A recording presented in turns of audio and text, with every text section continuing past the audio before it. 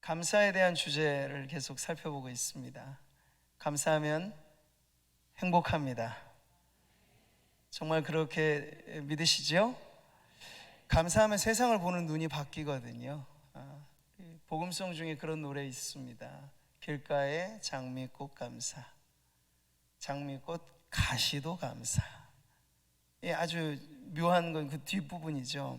장미꽃 예쁘다는 건 누구나 다 하지만 그 꽃에 붙어 있는 도단한 가시도, 야 너도 참 어여쁘다 라고 말할 수 있는 그 안목은 감사로 세상을 보는 눈이 바뀐 사람이 고백하는 그런 표현이에요. 순풍에 돛단 듯이 우리의 인생 만사 형통하면 누구나 다 감사하겠지만요, 성도의 감사는 그것을 뛰어넘죠. 때로는 역바람, 역풍에 돛이 찢어질 정도로 힘겨워도 그 길 걸어가면서 인생 항해길에 인내하고 여전히 믿음의 길을 걸어가게 만드는 힘이 있으니 그것이 바로 감사의 능력입니다. 오늘도 예배하는 우리 성도님들에게 그 감사의 능력이 넘쳐나게 되기를 바랍니다. 그런 점에서 한 번 더 같이 우리 이구동성에서 고백해 보시죠. 감사하면 행복합니다. 감사하면 세상을 보는 눈이 바뀝니다. 여러분의 눈도 여러분의 마음도 그렇게 바뀌게 되기를 축복합니다. 다다익선이라 말하지만 많아서 다 좋은 것만은 아닙니다. 음식도 많이 잡수시면 탈납니다. 소유와 물질에 관해서는 그래요. 많은 걸 쟁여두면 좀나고 버려질 것 투성입니다. 더군다나 욕심이 많아지면 그건 위험해지고요, 불평이 늘어가면 불행해집니다.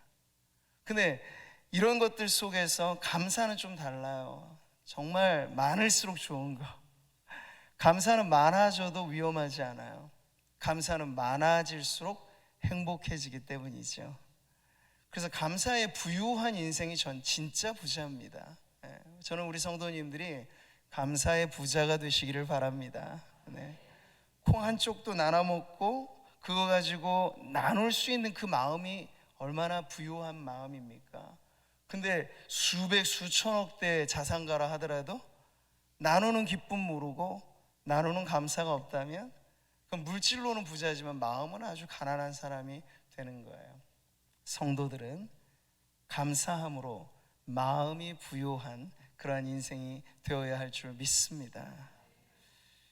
제가 지난주에 소개해드렸던 눈깜빡이 시인 미즈노 겐조라는 분, 다시 한번 여러분 생각해 보세요. 할 수 있는 거라고 눈 깜빡이는 것 빼고는 표현할 길이 없는 그 사람이 하나님을 만나고 나니까 감사가 차올라서 시인이 되었습니다. 그러니까 감사하면 절로 우리의 마음에 시가 써지죠. 물론 전문적인 기술을 익혀서 무슨 문법을 배우고 시의 창작의 기술을 배운 시하고는 좀 다르겠습니다만 감사로 쓰인 시에는 영감이 있어요. 생명이 있어요. 그 시를 읽어보면 읽는 이에게도 감사가 전이 되거든요. 감사는 또 다른 감사를 낳는 생명의 능력이 있기 때문입니다. 자, 오늘 우리가 읽은 시편이 바로 그런 시예요. 시편 100편 그 앞에 표제가 붙어 있어요. 여러분 갖고 계신 성경책을 보면 표제가 붙어 있는데 뭐라고 쓰여 있죠? 감사의 시라고 표제가 붙어 있습니다. 이건 당시 구약시대에 제사를 드리는 중에 감사제라는 제사가 있어요.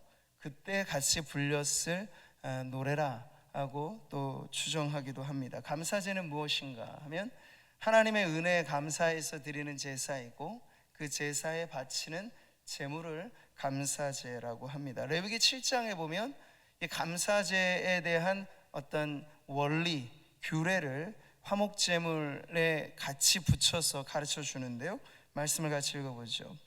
만일 그것을 감사함으로 드리려면 기름 섞은 무교병과 기름 바른 무교전병과 고운 가루에 기름 섞어 구운 과자를 그 감사제물과 함께 드리고, 그러니까 이 감사제물은 기본, 그 당시 짐승을 하나님 앞에 제사의 방식으로 바쳤던 것이 구약의 예배였잖아요. 감사함으로 드리려거든 거기에 더 추가해서 이러이러한 것들을 이러한 방식으로 드려라 라는 규례를 가르쳐 주는 거죠. 여기 바로 감사함으로 드리는 예배의 큰 틀에서의 규범이 있는 겁니다. 여러분, 감사는 먼저는 마음으로 느끼는 고마움이죠. 누구를 생각할 때, 그리고 특별히 우리는 성도로서 하나님을 생각할 때 하나님 참 고맙습니다 하는 마음에 차오르는 그 고마움이 있어야 감사가 됩니다. 근데 고마움을 느끼는 것으로 끝나면 안 되고 그걸 표현해야 하는 것이죠. 그래서 감사함으로 드리려거든 했을 때 이 감사함이 마음으로 느끼는 고마움이라면 그걸 예법에 맞춰서 감사 제물로 바쳐라. 이건 감사를 담아 놓는 그릇과 같은 하나의 형식이라고 할 수 있겠습니다. 여러분, 사람과 사람 사이에도 고마움은 표해야 알 수 있는 거죠. 사랑 마찬가지입니다. 말 안 하고 가만히 끙끙 냉가슴 앓고 있으면 몰라요. 그런데 사랑도 감사도 나누면, 표현하면 알 수 있습니다. 하나님과 우리 사이에도 예배란 그런 것입니다. 하나님께 마음으로 느끼는 고마움을 이런 형식에 담아, 여러 가지 표현에 담아 하나님 앞에 드리는 것이 바로 예배라는 거죠. 정리하면 이렇습니다. 마음으로 느끼는 감사함과 겉으로 표현되는 감사 제물이 딱 일치가 돼서 함께 드려질 때 하나님은 그것을 진정한 예배로 받으신다는 거예요. 자, 오늘 이 표제가 가르쳐 주는 게 바로 그렇게 감사함으로 드리는 예배의 큰 틀을 우리에게 보여주는 거죠. 제가 일전에 감사가 전부다라는 설교를 통해서 말씀드린 거 기억이 나십니까? 범사에 감사하라는 그 본문을 우리가 어떻게 받아들일 것인가, 이게 정말 가능하긴 한가, 거기에 대해서 우린 질문해 보았잖아요. 그런데 제가 답은 하나 가르쳐 드렸어요. 성도로서 살면서 우리의 영혼의 주소지가 분명하면 이건 가능하다. 영혼의 주소지, 그게 뭔가요? 그리스도 예수 안에서 살면. 범사에 감사라, 이것이 그리스도 예수 안에서 너희를 향하신 하나님의 뜻이라고 말씀하셨으니 그냥 인간적인 힘으로 감사하라, 그런 것 아닙니다. 그리스도 예수 안에서 그 믿음을 가지고 감사하게 되면요, 그 감사는 전천후 감사가 될 겁니다. 네.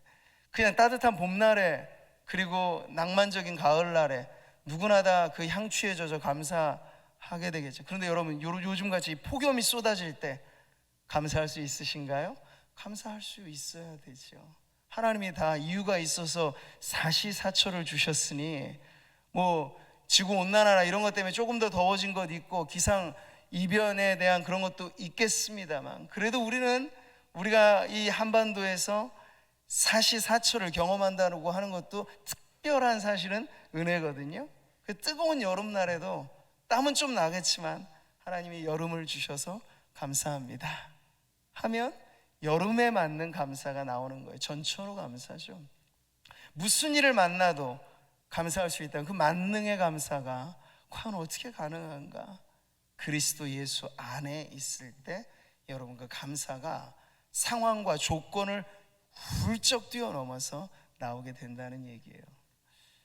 황성주 박사라는 분이 있는데요, 생식 회사도 일구고 또 여러 가지 많은 봉사단체도 하고 요즘에는 목회까지 하는 분인데, 자, 이분이 절대감사라는 그 자신의 고백을 담은 책에서 하나 재미있는 일화를 소개합니다. 그가 하와이에 있는 열방대학 DTS 코스를 밟으면서 그 기간 동안에 렌트한 집에서 거주를 하는데, 그때 그 집에 자고 났더니 엄청나게 어질어질한 거예요. 왜 그런가 했더니 빈대한테 피를 빨려가지고 아주 힘들게 그 밤을 보냈는데, 그날만 그런 게 아니라 수개월간 빈대에 물려서 제대로 잠을 이루지 못하는 시절을 보냈다고 합니다. 그런데 황성조 박사는 그 기간을 지나가면서 이전에는 하지 못했던 감사가 생기더라 하는 그런 고백을 하였습니다. 이름하여 빈대 감사라, 그렇게 말을 하는데 그게 뭘까요? 이런 얘기입니다. 빈대 감사, 빈대를 통해 감사하게 하신 거기에 주님의 은혜를 발견했다는 거예요. 이거죠. 감사할 준비가 되어 있는 사람에게는, 모든 것이 감사의 제목임을 하나님이 이 사건을 통해 깨닫게 해주셨습니다 하는 그런 고백을 하는 거예요. 아니, 빈대에 물려 핏발리고 잠 못 이뤄서 불편한데, 모두가 다 짜증스럽고 힘들 일이기만 할 텐데 여기에 무슨 감사가 붙을 수 있을까 싶잖아요. 근데 하나님을 생각하고 그렇게 마음을 잘 추스려 보니 빈대에 물리기 전에는 할 수 없었던 이런 감사가 10가지나 나왔대요. 제가 몇 가지만 소개해드리면, 내 평생 빈대에 안 물렸던 것이 축복이요 은혜임을 깨달아 감사합니다. 그리고 내가 살아가는 내 인생이 빈대처럼 빈대 같은 인생이 아닌 걸 인하여 참 감사합니다.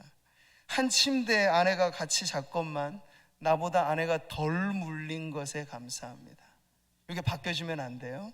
아내가 나보다 더 물려서 그게 아니고 덜 물린 것에 감사해요. 그리고 또 하나 감사는요, 우리에게 먼저 이런 봉변이 당해서 이 이후에 이제 본인이 침대 세척도 하고 해서 다음에 쓸 사람에게는 빈대 없는 침대를 물려줬다 하면서 우리가 먼저 이 일을 당한 것이 감사해요. 네, 이게 여러분 빈대에 물린 경험을 통해서 물리기 전에는 할 수 없었던 그런 감사의 고백이라고 하는데요. 자, 그런 기준에서 우리 성도님들의 인생에도 빈대 같은 문제가 있으시겠죠. 요즘 시절에 집에 빈대 있는 경우는 많지는 않겠지만 빈대 같은 문제는 있습니다. 따끔거리게 나를 물고 힘들게 하고 그것 때문에 잠 못 이루고 하는 문제거리들이 있으실 텐데, 그걸 여러분 감사의 제목으로 한번 바꿔보시면, 숙제입니다. 오늘 예배 마치시고 돌아가셔서 여러분을 괴롭게 하는 빈대 같은 문제에 감사의 제목을 한 10가지만 써보자 결심하고 나중에 제출하시는 분에게는 제가 축복의 기도를 해드리겠습니다. 바뀌어질 거예요. 그러면 우리의 인생이 괴롭고 짜증스러운 문제가 오히려 감사의 제목으로 바뀌어진, 이런 사람 막을 수가 없는 거죠. 자, 여러분, 오늘 말씀은 우리에게 더 깊은 감사의 이유를 가르쳐 주는 거예요. 이런 상황과 조건을 바꿔서 감사하는 것도 있지만 더 깊은 감사의 이유를 알려줍니다. 3절 말씀이죠. 같이 크게 읽겠습니다. 여호와가 우리의 하나님이신 줄 너희는 알지어다. 그는 우리를 지으신 이요 우리는 그의 것이니 그의 백성이요 그의 기르시는 양이로다. 아멘. 이전에 이 시편은 온 땅을 소환하면서 하나님을 찬양하라 외칩니다. 그 찬양은 창조주 하나님에 대한 찬양이에요. 하늘이 그냥 있는 게 아니잖아요. 그래서 우리는 자연이라는 말의 의미를 잘 알아야 됩니다. 스스로 자자를 써서 스스로 있는 것을 자연이라고 하지만 성도들에게 있어서 스스로 있는 건 없어요. 하나님이 지으셨기에 거기 있는 거잖아요. 그리고 나도, 성도님들도 다 하나님이 지으셨기 때문에 그 모습, 그 모양으로 우리의 삶을 사는 거. 하늘도 땅도 나무도 어느 것 하나 절로 있는 건 없습니다. 저절로 생성된 거 없고 다 주님이 지으신 거죠. 그래서 그 창조주 하나님을 찬양하라는 그러한 외침인데, 이어서 감사함으로 드리는 예배에 관해서 성경은 보다 깊은 이유를 우리들에게 가르쳐 줄 때 바로 하나님과 맺어진 특별한 관계 속에서 감사하라고 가르쳐 주는 거예요. 여러분, 그 창조주 하나님이 우리의 하나님이시다. 이게 여러분 기막힌 고백인 거예요. 그 하나님은 우리 하나님이시고, 여기 말씀하잖아요 3절에. 그리고 우리는 누구인가? 그분의 소유된 백성이다. 네, 우리는 누구인가? 고대 근동지방 유목민들에게 있어서 양과 목자의 관계는 아주 깊고 친밀한 관계를 의미하는 것이었는데, 바로 하나님이 직접 기르시는 양이라 하는 것은 정말 하나님이 관심 갖고 함께 하시는 특별한 관계라는 걸 일러주는 말입니다. 자, 이것은 감사가 외부적인 조건에만 국한된 것이 아니라 관계 중심의 감사를 가르쳐 주는 거죠. 여러분이 관계 중심적인 감사야말로 아주 뿌리 깊은 감사입니다. 어디까지 뿌리를 내리느냐? 선하시고 인자하시고 영원하신 하나님께 뿌리를 내린 그런 감사라는 거죠.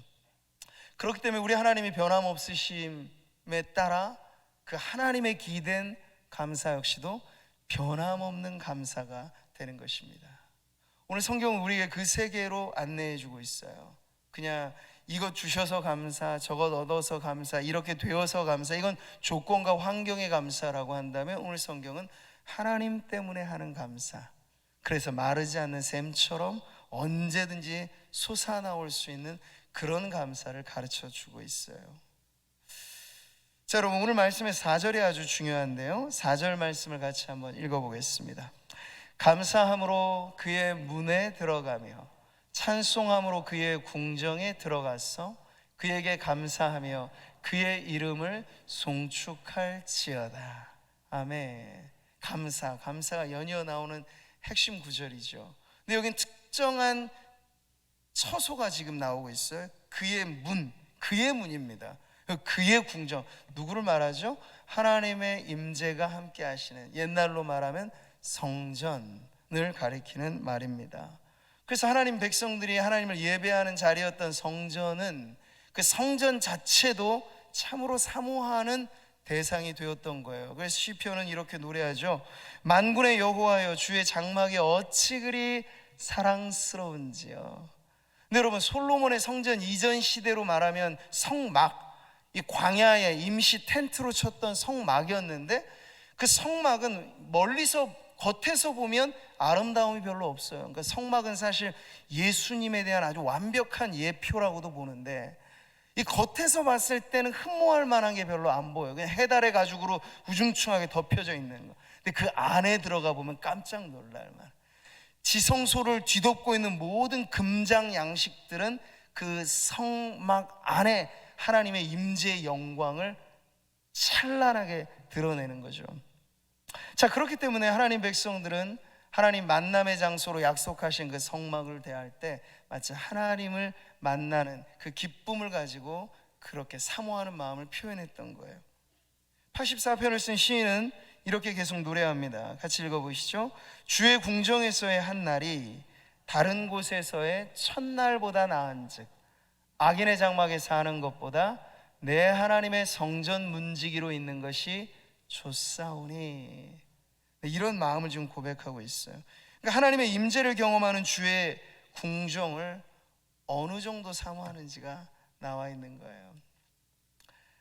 제가 전도사 또 목사 한 수 받기까지 서울에서 이 사역을 했는데, 강남에 있는 교회입니다. 그래서 예술의 전당이 아주 가까이 있고 자주자주 제가 티켓을 좀 이렇게 선물로 받아서 공연을 보러 갈 기회가 있었어요. 한날은 오페라 티켓을 저한테 주는 집사님이 알려주시기를, 그때 제가 전도사 시절에, 전도사님, 오페라를 관람하실 때는 하나 주의하셔야 될 게 있습니다. 오페라 관람 시작 30분 적어도 전에는 도착을 하시는 게 오페라를 관람하는 최소한의 예의이고, 옷도 그냥 입고 오시면 안 되고 정장을 잘 차려입고 오셔야 합니다. 그래서 뭐 새내기 시절 제가 그런 거 잘 뭐 알 길이 있나, 그런가 보다 하고 늦지 않게 매우 일찍이 도착해서 의관을 정제하고 딱 오페라를 관람을 하였던 경험이 있는데요, 제가 생각해 보니 그렇더군요. 세상에서 아무리 네로라는 그러한 유명한 공연이 있어서 우리나라에 그래도 최고 알아주는 예술의 전당이라고 하는 그러한 홀에서 공연을 관람하고 초청권 VIP석을 받아서 갔을 때 마음가짐이 최소 30분 전에는 가야 된다. 그리고 옷마저도 잘 준비해서 입고 가야 된다. 아니, 그 신앙을 떠나서 세상 사람들이 가지고 있는 어떤 특별한 이벤트에 대한 예의라고 한다면 지금 우리가 드리는 예배는 과연 무엇인가 생각해 보는 거죠. 여러분, 세계적인 아티스트와 비교할 수 있겠습니까? 우리 하나님을? 전 우주적인 창조자이시잖아요. 네. 요즘에 제일 잘 나가는 K-팝 아티스트가 누굽니까? BTS죠. 우리 뭐 어르신들이야 BTS 해봤자 그게 뭐여 하실 텐데, 이 청작년 아래로 보면 BTS 만약 여러분 관람권 하나 어디서 얻으시면 아마 1년이 몇 년간 효도는 받으실 겁니다. 그 자식들에게 주면 아마 그 표를 받은 자녀들은 이 날만 학수고대하면서 그 날이 이르게 되면 전날 밤잠도 설쳐가면서 자기가 입을 수 있는 최고로 좋은 옷 준비하면서, 요즘에는 뭐 하나 휴대폰 하나 사는데도 언박싱 하면 뭐 거기에 텐트 치고 자기도 하거든요. 그럼 일찍이 가서 막 줄 서고 그럴 거라고요. 근데 비교해 보건대 우리가 매주일 주일을 맞이한다는 것, 창조주 하나님 그 영광이 넘쳐나는 이 예배 자리에 무료 티켓을 지금 다 받고 오신 거예요. 네. 근데 이것을 우리가 문제는요, 이걸 과연 특권으로 여기고 있는가? 이걸 정말 소중히 여기고 있는가? 앞서 우리가 읽었던 이 고백들처럼 주의 궁정에서의 한날. 근데 오늘 우리로 말하자면 이 예배당을 말할 수 있겠죠. 근데 이 무더운 여름에 많은 분들이 모이면 그렇지 않아도 에어컨 효율이 지금 오래돼가지고 떨어졌는데, 성도들이 많이 모이면 이게 더 떨어진다고요. 푹푹 찌면 힘들죠. 댁에서 두 발 편히 뻗고 에어컨 아니면 선풍기 틀고 그렇게 시원한 얼음 과자 먹고 그러는 집에서의 한날이 얼마나 더 편하겠습니까? 그런데 예배하는 이 시간, 예배하는 이 자리가 좋아서 불편을 마다하고 이 자리에 나오신 분들이 우리 성도님들이시잖아요. 네, 얼마나 귀하고 감사하지. 근데 그 성도님들 마음 안에 이것까지도 있기를 바라는 거예요. 무엇입니까? 그 모든 걸 불편을 감수하고 어려움을 마다하고 나와왔을 때 이게 단순히 의무다, 예배는 의무다, 주일은 성수다, 이게 뭔가 묵직하게 오기는 합니다만, 근데 그것만 가지고는 어려워요. 그 이상의 것이 필요해요. 그게 뭡니까? 특권으로 여기는 거죠. 특권. 아니 어느 이 아티스트 그 공연을 의무로 보러 가는 사람이 있어요? 아니잖아요. 그 특권인 거잖아요. 즐거움이고 기분 좋은 관람인 거잖아요. 근데 우리가 예배를 드릴 때는 의무감만으로만 참석하게 되는 경우가 적지 않이 있으니 그 안에 감사가 다시 새롭게 차올라야 될 줄 믿습니다. 코로나 시기에 닥쳐보니까 우리는 아는 거예요. 네. 그 전까지 어려움이 보이지 않는 테두리로 지금 우리는 온 세계가 창살 없는 감옥에 갇혀있는 격인데, 그 전에 자유롭게 왕래할 때는 예배당에 와서 예배하는 게 큰 어려움은 아니었기 때문에 옵니다. 근데 여기에 보이지 않는 바리케이트가 딱 쳐져 버리니까, 방역이라고 하는 바리케이트가 딱 쳐져 버리니까, 두려움이라고 하는 바리케이트가 쳐져 버리니까 갈려지게 되는 거예요. 의무감만으로 예배를 지탱할 수는 없습니다. 근데 그것을 능가하는 특권의식이 필요한 거예요.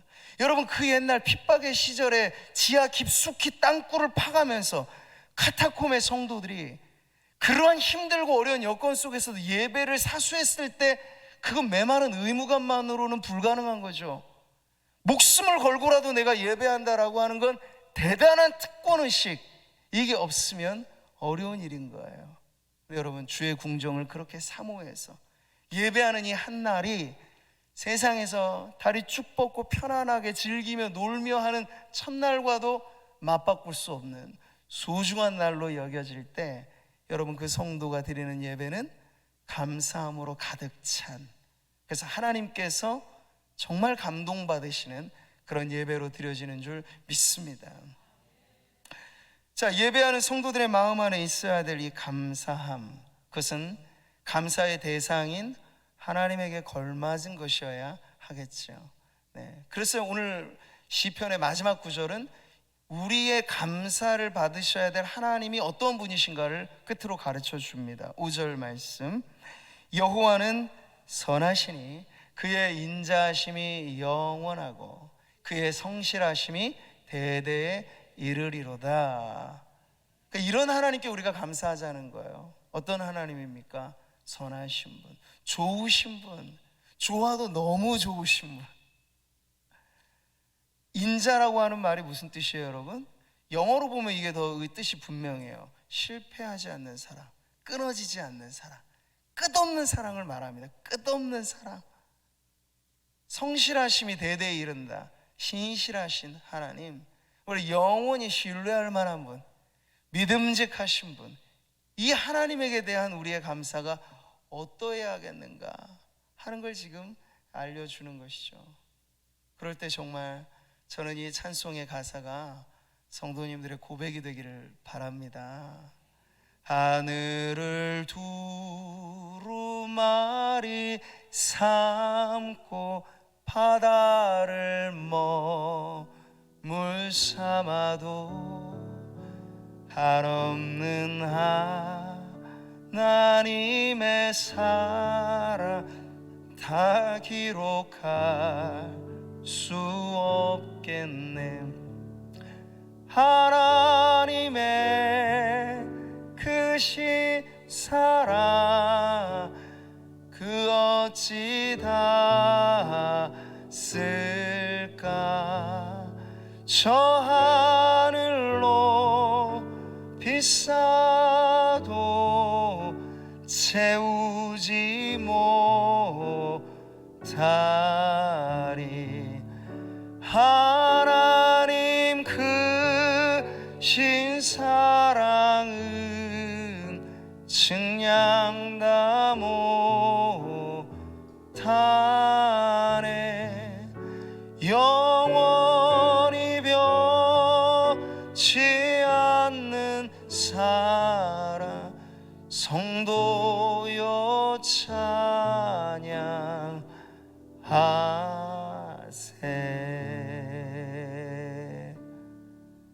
할렐루야.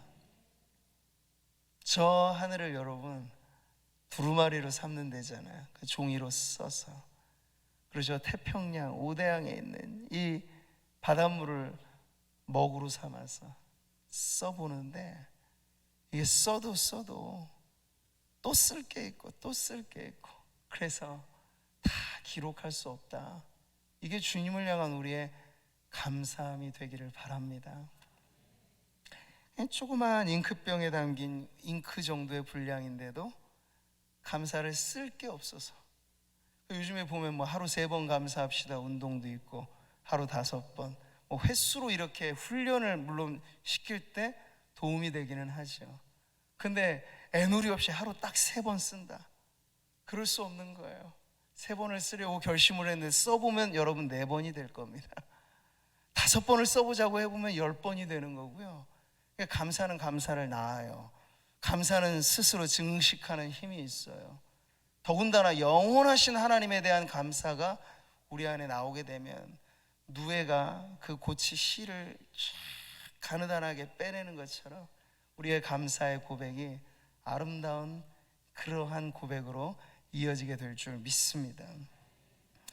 감사한 마음으로 여러분 물들여지는 거, 이게 바로 예배의 자리에 하나님이 찾으시는 거예요.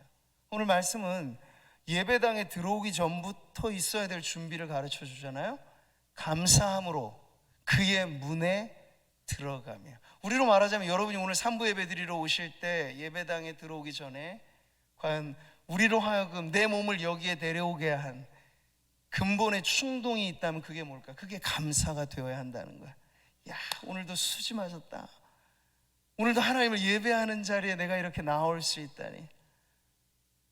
우리는 지금 여러분 구미라고 하는 그래도 안전한 지역 안에서 성도들이 함께 모여 예배하는 것이 아직 불편함이 안 되는 그러한 시기에 있잖아요. 지금 서울의 수도권에 전면 온라인 예배 체제로 돌아간 그러한 아주 극심한 상황들을 생각해 보면 제가 말한 게 괜한 말이 아닐까. 정말 수지 마셨다.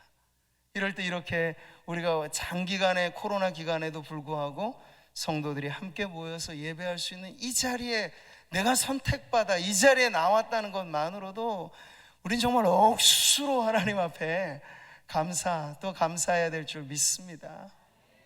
주일을 맞아 여러분의 눈이 떠질 때부터 감사가 차오르게 되기를 바랍니다. 하나님, 오늘도 주일이라고 하는 이 특별한 날 내게 허락하셔서 오늘 이렇게 예배할 걸 생각하니 하나님 기대됩니다 하는 그런 감사로 준비되는 것, 이게 예배에 있어 가장 중요한 준비라고 가르쳐 주는 거예요. 사랑하는 성도 여러분, 예배에 있어서 가장 중요한 것, 그 감사는 예배를 예배답게 만드는 핵심이라고 오늘 성경은 가르쳐 줍니다. 여러분, 감사함으로 드려지면 예배의 모든 게 달라지는 거예요. 물론 우리는 늘 똑같은 형식 속에 나오죠. 그러니까 형식이 반복되면 지루해져요. 근데 형식에만 몸을 담그고 가면 예배는 아무리 기상천외한 걸 여러분에게 제공한다 하더라도, 이게 요즘의 방식이잖아요. 시스템을 바꾸고 환경을 바꾸고 뭐 가끔씩 외식도 잡수시게 해서 유명 강사도 부르고, 맨날 엄마 집밥처럼 담임 목사가 설교 밥 지어드리는 게 좀 신물이 나면 가끔씩 그렇게도 하고 막 하잖아요. 근데 그건 중요한 게 아니에요. 형식을 바꾸고 외형을 바꿔서 예배가 예배되는 게 아니고, 예배답게 만드는 가장 중요한 핵심은 고정불변의 형식이라 하더라도 그 안에 새로운 감사가, 날마다 새로운 감사가 채워지게 되면요, 그게 최상의 예배가 되는 거예요. 할렐루야. 저는 그러한 소망이 있습니다. 물론 평준화시켜 모든 교회가 다 소중하죠. 네, 어느 교회가 더 좋고 나쁘다 말할 수는 없어요. 그런데 하나님 앞에서 우리가 구미 상모교회 이 지역교회로서 하나의 욕심은, 하나님께서 지금 온 지구상의 예배를 지금 쑥 훑어보실 거 아니에요? 물론 그 각각의 예배 다 함께 하실 테고, 근데 그 예배를 받으신 하나님의 마음은 같지 않으실 거라고 저는 알아요. 예배를 드리는 그 교회가 얼마큼 감사가 무르익어서, 예배를 드리는 성도가 벌써 예배당에 들어오기 전부터 감사함으로 그 문을 박차고 들어와서 들어오는 발걸음마저도 여러분 힘이 나야죠. 아니, 도살장에 끌려가는 어린 양처럼 이렇게 터벅터벅 교회당 문을 열고 들어오시면 아니 될 줄 압니다. 천부의 의지 없어 손 들고 옵니다. 이건 그냥 부흥회 때 이럴 때 부르면 참 좋을 찬송이지만, 예배당에 들어올 때 가장 복된 이날은 하늘날 식표로다, 이런 찬송을 부르셔야 돼요. 장로님들과 제가 예배 앞두고 사전에 기도할 때 늘 부르는 찬송이에요. 주일은 그런 날이라는 걸 우리에게 확인시켜 주는 거죠. 가장 기쁜 이날이에요. 가장 복된 이날이라고요. 들어오는 발걸음부터 여러분 힘이 나고 흥이 나고, 네, 감사로 경쾌한 발걸음의 리듬이 여러분에게 살아나기를 축복합니다. 그러면 바뀌어지게 될 거예요. 예배 시간은 기다리는 시간이 될 거고, 찬송은 가장 아름다운 영혼의 노래가 될 거예요.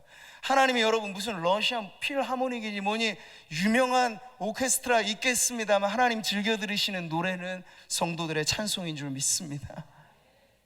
그 음역대가 낮든 높든 화음을 잘 맞추든 못 맞추든 핵심은 거기에 있지 않아요. 감사함으로 하나님 앞에 찬송할 때 하나님은 그걸 가장 애청하시고 가장 기쁘게 들으신다 하는 그런 믿음을 가지면 우리의 찬송이 바뀌어지게 될 겁니다. 감사함으로 여러분 드리는 예물은 가장 귀한 선물이 됩니다.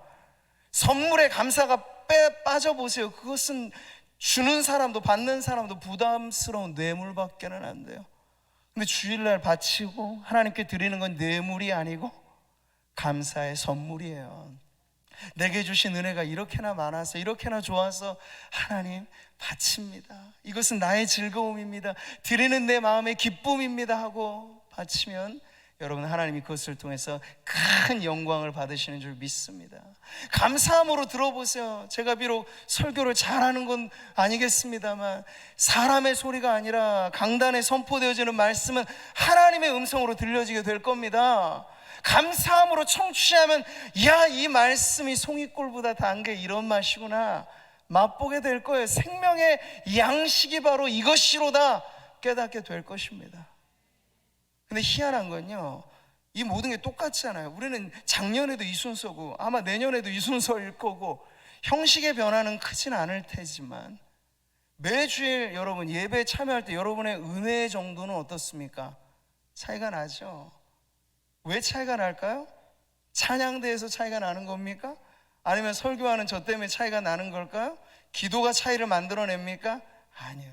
물론 그 영향도 적지 않아 있겠습니다만 예배 주체로서 그 자리에 앉아 계신 성도님들은 똑같아 보이는 그 예배에 우리의 마음의 감사가 어떠한가에 따라서 우리가 드리는 예배가 내게 정말 천상의 하모니, 이 지상에서 맛볼 수 없는 가장 은혜로운 시간, 그렇게 되어지게 되는 거예요.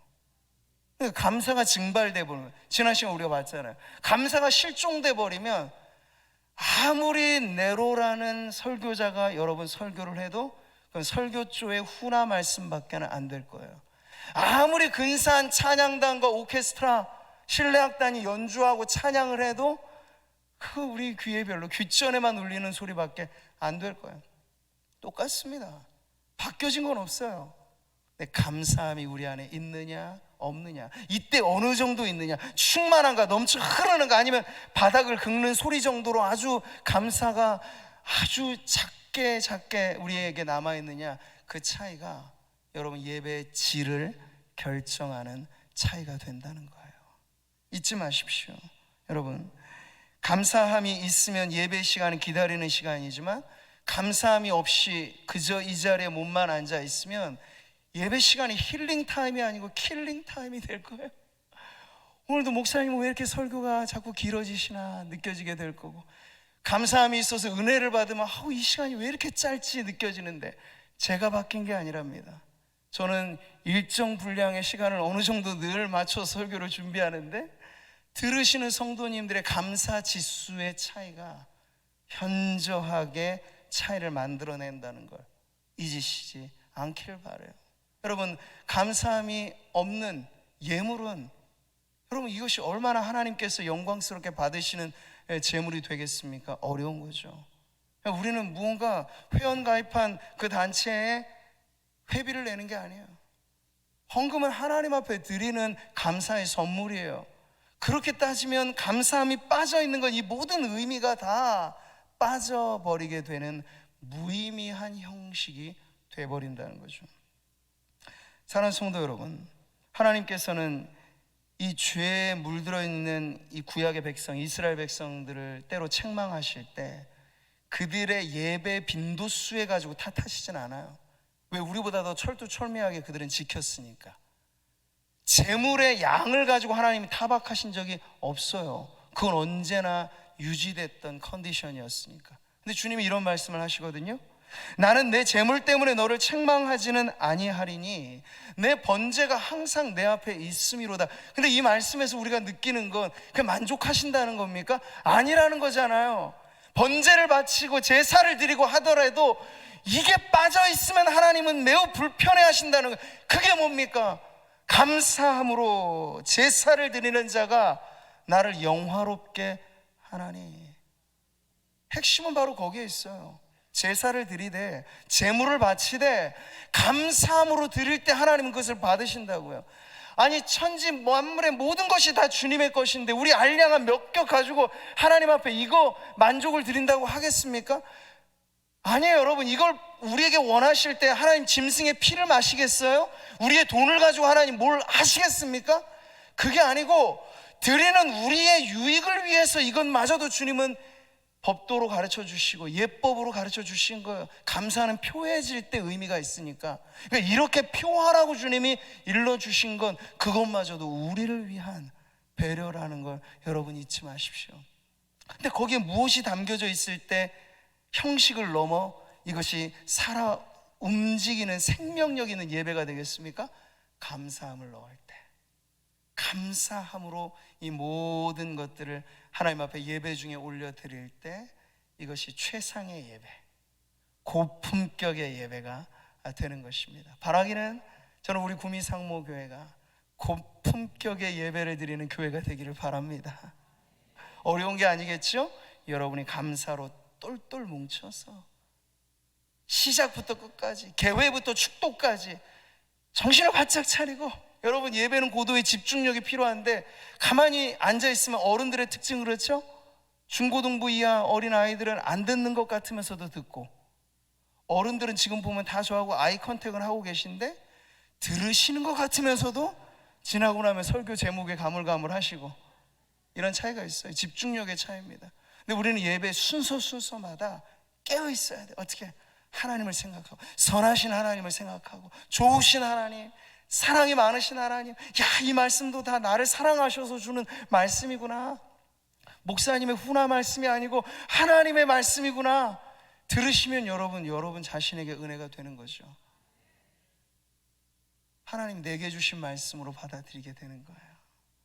그럴 때 하나님께서는 이 예배의 모든 순서 하나하나가 버릴 것 없이 감사함으로 찾아온 성도들과 그것을 흡족히 받으신 하나님과의 만남의 자리로서 이 예배가 우리의 인생을 새롭게 하고 우리의 영혼을 소생케 하고 우리의 삶을 뒤바꾸는 그런 축복의 자리가 되리라 믿습니다.